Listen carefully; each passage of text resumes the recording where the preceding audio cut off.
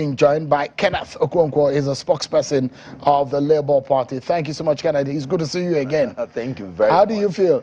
I feel fantastic, and thank you, viewers, for joining us. It doesn't look like you've slept so much. Yeah. Oh well, you don't be in the battlefield and you and you keep sleeping. You know? Yeah, but how do you feel about Saturday? We feel very optimistic.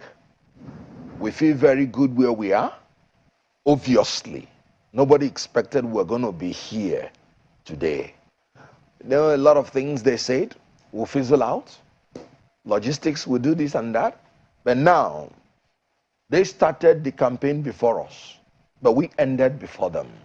And in some states, in Kaduna State, for instance, we had 3 campaigns in 3 different zones. Are you able to go around the whole 36 states and FCT? I said in each one, we even visited like 2-3 times.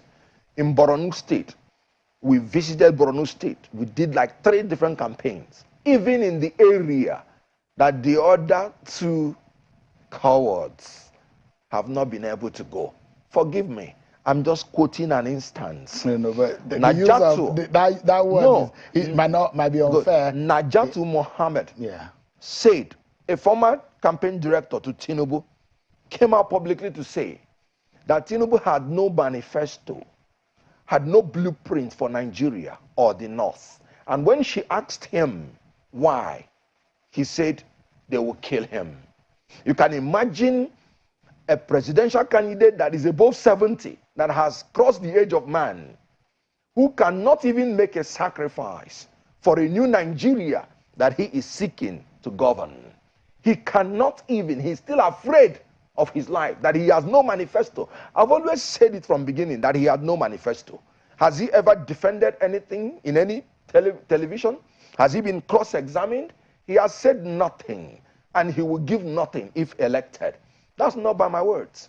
Najatu Mohammed, former campaign director, he has nothing to offer, and he's not even brave enough. You don't think that was because she moved out of the party? That was why she was saying all of that. The question is, why did she move out? Because there is money in APC, and they are willing to throw it around. She moved out because she was beginning to be embarrassed, staying beside a man who, when the national anthem is going on, will raise his 2 hands. And then somebody will caution him to bring down his hands. National anthem is the song that ushers in a president anytime he's coming in, and is the song that takes him out. A candidate that can no longer recognize his conduct when national anthem is on is a candidate that is unfit to be the president of the Federal Republic of Nigeria. God is giving us all signs for us to know that APC is confused and they are conflagrating. They are just burning up. Confusion between the 3 tiers of government: the local government, the state government, the federal government. You can see state governments rebelling against the federal government. Confusion between the 3 arms of government: the judiciary, the executive. You could see orders of Supreme Court not even interpreted well, not even obeyed. This is a party that has foisted the greatest disorder in this country. And I talk now as a student of management. I was taught that when there is confusion in the corporate level of management, that confusion spreads down to the organization. There is confusion now at the highest level of APC.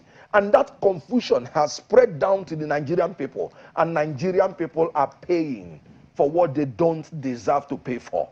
The only solution is very clear.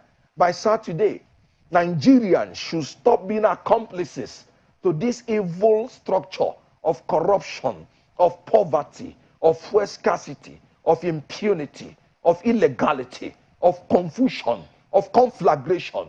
They should stop being accomplices to this and vote wisely. Vote for Peter Obi, who has no trace of corruption, who has not been invited even once by any anti-corruption agency, who has discharged himself as the best governor when he was the governor of Anambra State, who has turned the worst security situation, a state where governor is kidnapped and taken to a place and his resignation announced against his consent. That's Anambra State.